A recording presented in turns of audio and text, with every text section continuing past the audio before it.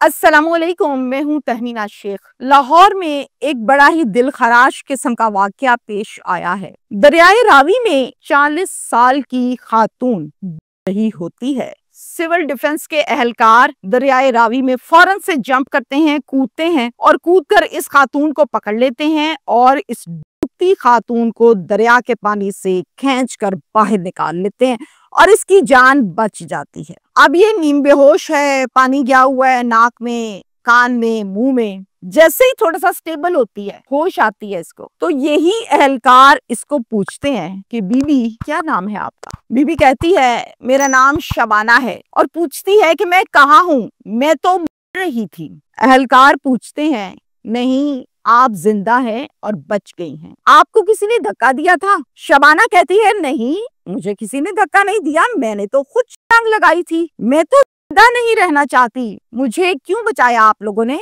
एहलकारों ने सवाल किया क्या मतलब, ऐसा क्यों कहती हो, क्या दुख है आपको? जवाब देती है मैं पिछले 22 साल से लाहौर में धंधा कर रही हूँ। जो पैसे धंधे से कमाए उन पैसों से अपने शौहर को पाला, अपनी बेटी को पाला। बेटी अब तो जवान हो गई है, चूंकि मैं 22 साल से ये काम कर रही हूँ। मैं अब नहीं जीना चाहती, चूंकि जिनके लिए मैंने अपना जिस्म बेचा, नचवाया, तुड़वाया, वो दोनों मुझसे बदल गए हैं और इन दोनों की वजह से मैं अब जीना नहीं चाहती।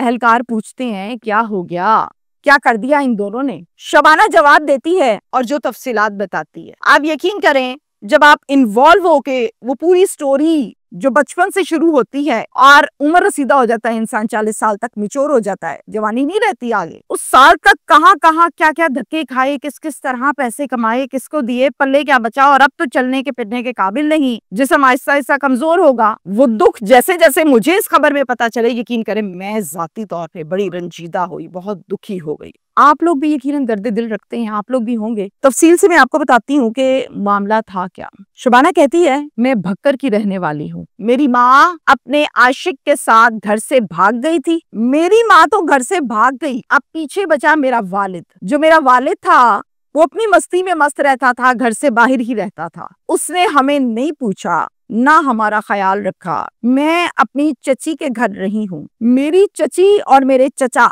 इन्होंने मुझे पाला, पोसा, बड़ा किया और रहने के लिए जगह भी अपने घर में दी हुई थी। अब आहिस्ता आहिस्ता मैं बड़ी होती गई और 16 साल की उम्र में पहुंच गई। जब 16 साल की हुई तो मेरे चचा और मेरी चची ने मेरी शादी कर दी कलीम के साथ।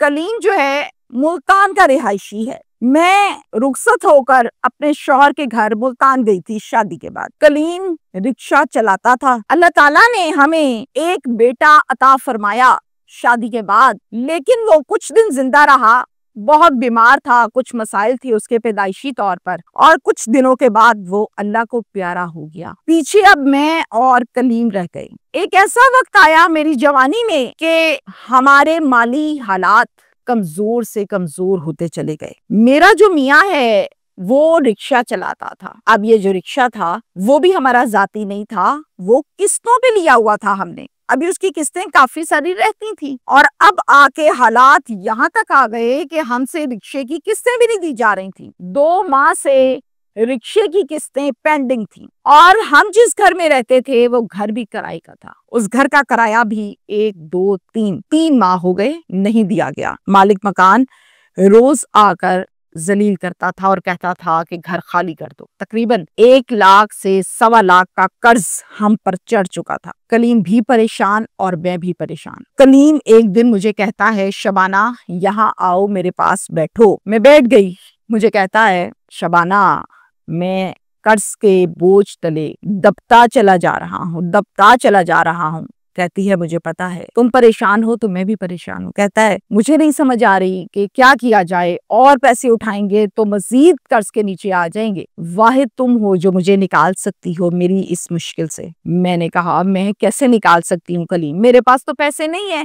हमारा मसला तो पैसों से हल होगा, पैसे मेरे पास है नहीं। कहता है कि मैं बताता हूँ कि तुम कैसे निकाल सकती हो। कलीम कहता है, शबाना, मैंने 2 लड़कियों को कल एक होटल में ड्रॉप किया है। ये दोनों लड़कियां पीछे बैठ के आपस में बातें कर रही थी। एक लड़की दूसरी लड़की को कहती है कि काम कैसा चल रहा है। वो कहती बिल्कुल ठीक चल रहा है। कहती है तो फिर बताओ कि पिछले महीने तुमने होटल आना जाना, कस्टमर और इस काम से कितने पैसे कमाए। उसने कहा कि मैंने 1.5 लाख रुपया कमाया है पिछले महीने में। और तुमने? तो दूसरी ने कहा कि मैंने 1 लाख कमाया है। अब शबाना को क्लियर हो गया कि ये क्यों कह रहा था कि तुम ही मेरी मदद कर सकती हो। शबाना कहती है, मुझे क्यों बता रहे हो ये बात सारी, मुझे ये नहीं समझ आ रही। परेशान हो गई, जाहिर है वो धंधा करने वाली तो थी नहीं। शबाना, मेरी बात मानो, सिर्फ 1 महीना जिस्म फरोशी कर लो, धंधा कर लो, और जब कर्जा हमारा उतर जाएगा तुम उसी वक्त छोड़ देना। मैं तुम्हें 1 दिन का भी नहीं कहूंगा। कलीम, आज तो तुमने ये कह दिया है, दोबारा मुझे कहना भी मत। करना तो बड़ी दूर की बात है, मैं नहीं करूंगी। अगर तुमने मेरी बात को ना माना शबाना, तो मैं अपने आप को कुछ कर लूंगा।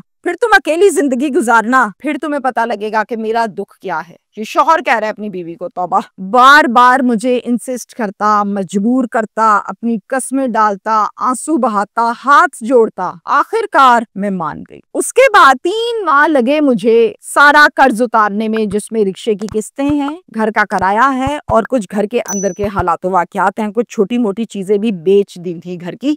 तो सारे मामूलात सिस्टम सेट होने पर 3 माह लगे। 3 माह के बाद हालात नॉर्मल हो गए जैसे कि पहले थे। अब मैंने कहा कि कलीम, बस काम हो गया, अब मैं छोड़ने लगी हूँ। कलीम कहता है, शबाना, अब तो सुख का सांस आया है। ओ, अब तो दिन बदले हमारे। तुम फिर से जाना चाहती हो उस गुर्बत में, उस अंधेरों में। अब मैं चूंकि 3 माह से धंधा कर रही थी तो मुझे आदत तो हो चुकी थी काम की। मैं ज़हनी तौर पर अंदर से एग्री भी थी कि अगर छोड़ूंगी तो बनेगा क्या घर का। तो जनाब, मैंने कलीम की बात मान ली और इसको कंटिन्यू रखा। अब ये मेरा प्रॉपर पेशा बन गया। कुछ अरसा मैंने वहीं मुल्तान में किया और फिर उसके बाद किसी ने कलीम को बताया कि लाहौर में अच्छे पैसे बनते हैं। कलीम मुझे लाहौर ले आया और फिर मैंने अपने इस पेशे को लाहौर से कंटिन्यू किया और ज्यादा पैसे बनाए। इसी दौरान मेरे घर एक बेटी की पैदाइश हुई जिसका नाम नेहा रखा मैंने। अब चूंकि नेहा पैदा हुई तो नेहा को संभालना था, तो धंधा कैसे करती और बेटी कैसे संभालती। मुझे कलीम ने कहा कि नेहा की परेशानी मत लो, परवाह ना करो, मैं संभालूंगा, तुम अपना काम जारी रखो। ऐसा बेगैरत टाइप का आदमी है ये। मैंने फिर धंधा उसी तरह से जारी रखा और नेहा को इसके बाप ने संभाला, यानी कि कलीम ने। मेरे अंदर की बात और मेरे अंदर की खुशी और ख्वाहिश ये थी कि मैं नेहा को कभी इस काम पे नहीं लगाऊंगी। नेहा को अच्छा खिलाऊंगी, पहनाऊंगी, पढ़ाऊंगी और फिर उसको जब तालीम अच्छी होगी तो नौकरी भी मिल जाएगी। तो मेरे अंदर ये ख्वाहिश थी जिसको मैंने पूरा किया। खुद धंधा किया लेकिन बेटी पे आंच नहीं आने दी। अब दिन ब दिन वक्त के साथ साथ नेहा बड़ी होती गई। जैसे जैसे नेहा को समझ आने लगी, बोलने लगी, चलने लगी, अच्छे और बुरे को देखने लगी, तो नेहा को ये पता लग गया कि मेरी माँ धंधा करती है, जिस्म बेचती है। मैंने नेहा को अच्छे स्कूल में डाला, स्कूलिंग कंप्लीट हुई, मैट्रिक के बाद कॉलेज में दाखिला लिया और फिर कॉलेज के बाद अब यूनिवर्सिटी की बारी आ चुकी थी। लेकिन नेहा ये कहती थी कि मुझे पहले स्कूटी लेकर दें, मैं स्कूटी पर यूनिवर्सिटी जाऊंगी। मैंने इसको स्कूटी लेकर दी और इस पर आंच नहीं आने दी कि मेरी एक ही बेटी है, मैं इसको पढ़ाऊंगी। जब मैंने इसको फौरन से स्कूटी लेकर दी तो जाहिर है यूनिवर्सिटी जाने लगी और अपनी तालीम को इसने कंटिन्यू किया। और फिर एक दिन ऐसा आया कि इसकी तालीम मुकम्मल हो गई, इसको डिग्री मिली और फौरन से इसको एक प्राइवेट कंपनी में अच्छी नौकरी भी मिल गई, जॉब मिल गई। आपको मैं यहाँ पर ये बताऊं कि मैं भी 18 साल की थी जब मैंने धंधा शुरू किया था और अब मैं 40 साल की हो चुकी हूँ। यानी धंधा करते करते मुझे 22 साल गुजर गए हैं। यही काम किया, यहीं से पैसे कमाए, यहीं पे जवानी लुटाई। कलीम से मैंने कहा कि कलीम, मैं 40 साल की हो गई, अब मुझसे ये काम नहीं होता, अब जिस्म इजाजत नहीं देता, हिम्मत नहीं है मेरी। तो कलीम ने आगे से ये कहा कि ये कैसा तुमने सोच लिया, छोड़ो, क्या बच्चों वाली बातें करती हो, घर कैसे चलेगा। मैंने कहा कलीम, अब तो नेहा नौकरी पर लग गई है, उसकी तनख्वाह से घर मैनेज हो सकता है, हम भूखे नहीं मरेंगे अब, और फिर कुछ पैसे हमने बचत करके भी तो रखे हैं, उन पैसों से तुम कोई ना कोई काम शुरू करो, वहां से पैसे आ जाएंगे, हालात बहुत अच्छे रहेंगे, परेशान नहीं हो। कलीम कहता है कि नहीं, तुमने काम नहीं छोड़ना, ये फाइनल हो गया। कलीम तो कलीम, मेरी बेटी मुझे कहती है कि मामा काम नहीं छोड़ना, आपने काम छोड़ा तो हम खाएंगे कहाँ से। मैं हकी बकी के अब बाप बेटी एक तरफ हो गए, मैं सामने खड़ी हूँ। कलीम ने कहा कि चलो छोड़ देना, लेकिन 10 साल के बाद, अभी 10 साल और कर लो, जब 50 साल की हो जाओगी तो छोड़ देना। मैंने साफ इनकार किया, बज़िद हुई। इस बात पर मुझे कलीम ने और नेहा ने मिलकर खूब मारा पीटा। नेहा ने एक मर्तबा ये नहीं सोचा मुझे मारते हुए कि मैं तो इसकी माँ हूँ, और कलीम तो शुरू से था ही ऐसा। मुझे इन्होंने बहुत ज्यादा मारा कि मान जाओ मान जाओ। मैंने कहा नहीं, अब नहीं करना मैंने, अब तुम लोग मुझे मारने भी आ गए हो, मैंने नहीं करना। और फिर इन्होंने मुझे इंजेक्शंस लगाए। जैसे ही इंजेक्शन मुझे लगता था, मैं नींद बेहोश हो जाती थी, जहन सो जाता था, सुस्ती गिरा गिरा जिस्म होता था, दिमाग सोया हुआ होता था। और जैसे ही नशा उतरता था उस इंजेक्शन का, तो मुझे कलीम और नेहा दोनों ये कहते थे क्या ख्याल है, बात हमारी माननी है या नहीं। तो मैं कहती थी नहीं, फौरन मुझे अगला इंजेक्शन लगा दिया जाता था। काफी दिन तक मेरी यही जिंदगी रही, और मुझे ये दोनों कहते थे कितने दिन और नहीं मानोगी, जब तक नहीं मानोगी ऐसे ही इंजेक्शन लगते रहेंगे, और आहिस्ता आहिस्ता याद रखना शबाना तुम पागल हो जाओगी, क्योंकि ये दिमाग को सुलाने के इंजेक्शन है। मैं डर गई, खौफजदा हो गई। अब मैं इनके सामने मान गई कि हाँ ठीक है मैं कर लेती हूँ, कि ताकि मैं पागल ना हो जाऊं, इंजेक्शनों से मेरी जान छूटे। अंदर से अब दिल नहीं था, और दिल के साथ साथ जिस्म भी इस काबिल नहीं था कि मैं इस काम को मजीद आगे कंटिन्यू करती। सारी जवानी लुटा दी मुख्तलिफ मर्दों पर, जिस्म फरोशी पर, जिस्म को बेचा, नचवाया, और वहां से जो पैसे आए उन पैसों से इनको पाला, इनको खिलाया, इसकी तालीम के फीसें दी, और इसने मेरे साथ ये किया। मैं इस बात पर बहुत ज्यादा दिल बर्दाश्ता हुई। मैंने कहा कि मैं तो अब ही नहीं रहना चाहती। मैं दिल बर्दाश्ता होके दरियाए रावी पर आ गई, और आके मैंने छलांग लगा दी। ये सब जब बताया शबाना ने, तो वहां पर जितने भी लोग खड़े थे सबकी आंखें नम हो गईं। यकीन करें, मैंने भी जब इस सारी स्टोरी को सुना तो बड़ा कुछ जहन में आता है कि इंसान औलाद की खातिर क्या करता है। डॉक्टर है तो वो डॉक्टर का काम करके बच्चे को पालती है, जिस्म फरोश है तो वो जिस्म फरोशी करके बच्चा पालती है, जो जो काम करती है बच्चा पालती है। लेकिन माँ के दिल में औलाद के लिए जो एक अलग से फीलिंग्स होती हैं, वो जब बर्बाद हुई तो फिर याद आई शबाना को कि ये क्या हो गया मेरे साथ। जवानी गुजर गई पूरी। खैर, वहां पर खड़े लोग जो दुखी हुए, बहुत ज्यादा हुए, और मैं भी साथ साथ रोती रही। पूरी जिंदगी की कहानी मैंने सुनाई। इन्होंने मुझसे कहा कि कलीम का भी नंबर दे दो और नेहा का भी नंबर दे दो। कलीम का नंबर बंद था, नेहा का नंबर ऑन था। नेहा को इन्होंने फोन किया और कहा कि आ जाओ दरियाए रावी पर, तुम्हारी माँ रही है। नेहा आ गई दरियाए रावी पर। जैसे ही नेहा आई, इन्होंने कहा कि आपका नाम क्या है। कहती है मैं ही नेहा हूं जिसको आप लोगों ने फोन करके बुलाया।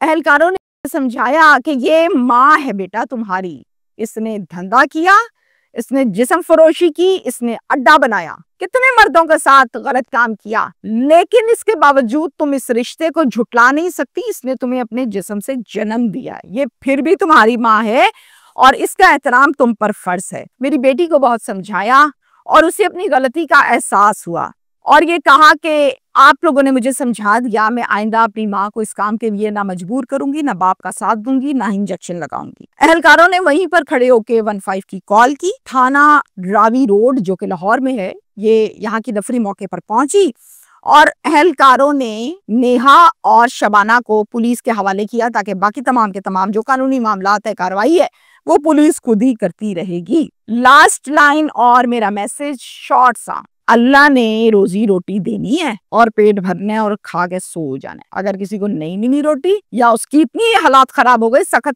इतनी भी नहीं रही कि वो एक टाइम का खाना भी खा सके, तब भी अल्लाह ने देना है। ईमान कमजोर वहां भी नहीं होना चाहिए। जब अल्लाह ताला कीड़े मकोड़ों को पहाड़ों के अंदर और पानी के अंदर और कारपेट के अंदर और जूतों के नीचे खाना देता है, तो हमें नहीं देगा? देगा, और दे रहा है। ईमान की कमजोरी, जिस्म फरोशी, हराम का पैसा बेटी के मुंह में, उसने आगे यही कुछ ही करना था। उसने हलाल की हरकत थोड़ी करनी थी ये कुछ खा के, उसने यही कुछ करना था। और कलीम को तो वैसे ही कीड़े दुनिया में भी पड़ने चाहिए और आखिरत में भी। Thank you.